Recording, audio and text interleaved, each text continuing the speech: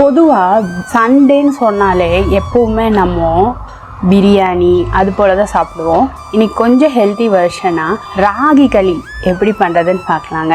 ராகி களினா வெறும் ராகி களியா அப்படின்னு நினைக்க வேணாம். நம்ம சிக்கன் குழம்போட தான் வச்சு சாப்பிட போகிறோம். ரொம்ப டேஸ்டியானது, ரொம்ப ஹெல்த்தியானது. ராகி களி நிறைய பேருக்கு டக்குன்னு ஈஸியாக வந்துடாது. எனக்கே பிகினிங்கில் பார்த்தீங்கன்னா ரொம்ப கஷ்டமாக இருக்கும். கட்டி தட்டிடும், நமக்கு அந்த ஷேப் வராது, நம்ம உருண்டை பிடிக்க வராது. அந்த மாதிரி டைமில் சூப்பர் சின்ன சின்ன டிப்ஸ் அண்ட் ட்ரிக்ஸோட செய்தப்போ ரொம்ப சூப்பராக எனக்கும் ராகி களி செய்ய வந்துச்சு. அதை தான் இன்னைக்கு உங்களோட ஷேர் பண்ணியிருக்கேன். எப்படி பண்ணுறதுன்னு பார்க்கலாம் வாங்க. ராகி களி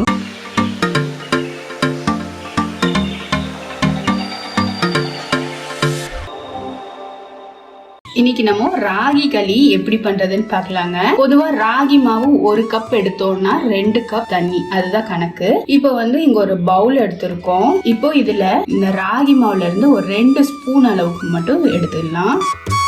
நம்ம சொன்ன 2 கப் அளவுல இருந்து ஒரு 1/4 கப் அளவுக்கு தண்ணி எடுத்து இந்த ராகி மாவை கட்டிகள் இல்லாம நல்லா கலந்து விட்டுக்கலாங்க. பொதுவா ராகி களி பண்றது ரொம்ப கஷ்டம் அப்படின்னு நினைப்போம். ரொம்ப ஈஸியா பண்ணிடலாங்க. அதுவும் சண்டே, அதுவும் ராகி களியோட கோழி குழம்பு, கோழி வறுவல்ல வச்சு சாப்பிட்டோம்னு வச்சுக்கோங்க, செம்ம சூப்பரா இருக்கும். இப்போ இது ரெடி ஆயிடுச்சு.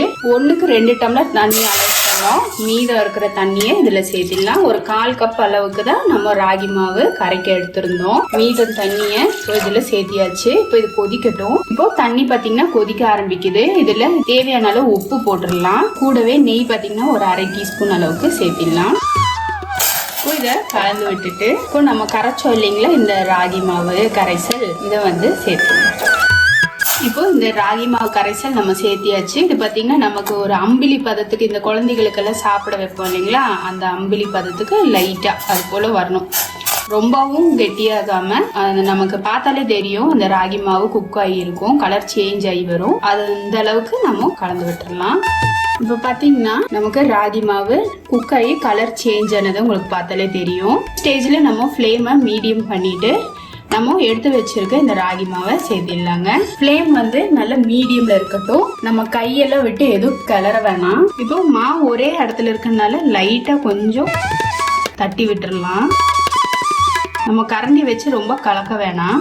ஒரு 2 நிமிஷம் மட்டும் இது போல மூடி வச்சிடலாங்க. ரொம்ப அதிகம் வேணாம், ஒரு 2 நிமிஷம் மூடினா போதும். ஒரு 2 நிமிஷம் கழிச்சு நம்ம ஓபன் பண்ணலாம். இது இன்னும் ஒரு 3 நிமிஷம் போல அப்படியே குக் ஆகட்டும். ஃப்ளேமை ஹை பண்ணிட வேணாம், மீடியம்ல இருக்கட்டும். இப்போ 2 நிமிஷம் லிட் போட்டு க்ளோஸ் பண்ணோம். 3 நிமிஷம் அப்படியே ஓபன்ல குக் பண்ணோம். இப்போ இதை நல்லா கலந்து விட்டுறலாம். கட்டிகள் இல்லாம கலந்து விட்டுறலாம்.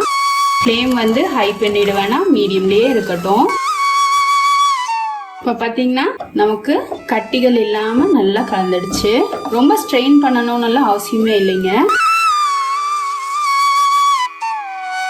இப்போ பார்த்தீங்கன்னா பாத்திரத்துலையும் நமக்கு ஒட்டாம வந்திருக்கு. இப்போ இது திரும்பவும் நல்ல சிம்ல ஒரு 3 நிமிஷம் மூடி போட்டு விட்டுறலாம். இப்போ 3 நிமிஷம் கழிச்சு ஓபன் பண்ணி பார்க்கலாம். இப்போ கையை லைட்டா ஈரம் பண்ணிட்டு தொட்டு பார்த்தோம்னா பாருங்க, ஒட்டாம சூப்பரா குக் ஆயிருக்கு. இது கொஞ்சம் ஆறுனதும் ரொம்ப சூடா இருக்கு. உங்களுக்கு உருண்டை பிடிக்க முடியும்னா இந்த ஸ்டேஜ்லயே வச்சிடலாம். இல்லாட்டி கொஞ்சம் ஆறட்டும். ஆறுனதுக்கு அப்புறமா நம்ம உருண்டை எப்படி பிடிக்கிறதுன்னு பார்க்கலாம். மாதிரி நம்ம ஒரு ஈரம் பண்ண ஒரு பவுல் எடுத்திருக்கோம். பாத்தீங்கன்னா டெப்த் இப்படி இருக்கு. இந்த மாதிரி பெண்டான மாதிரி எடுத்திருக்கோம். இப்போ இதுல நம்ம செய்த இந்த களி இருக்கு இல்லைங்களா, இதுல போட்டுடலாம். போட்டுட்டு நம்ம இப்படியே குலுக்கி விட்டோம்னா நமக்கு ஈஸியா பால் ஆயிடும்.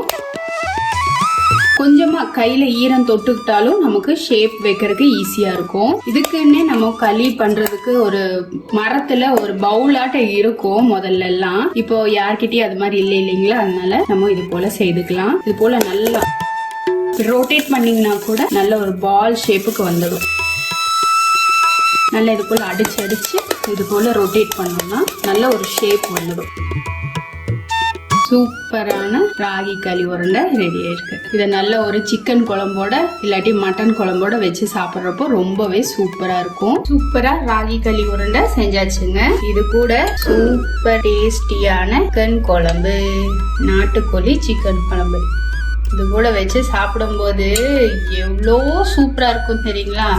நம்ம செய்த இந்த ராகி களி ரெசிபி உங்களுக்கு பிடிச்சிருந்தா லைக் பண்ணுங்க, ஷேர் பண்ணுங்க, மறக்காம மை ஃபர்ஸ்ட் வியூவை சப்ஸ்கிரைப் பண்ணுங்க, பெல் ஐக்கானோட ஆளுங்கிற ஆப்ஷனை கிளிக் பண்ண மறந்துடாதீங்க.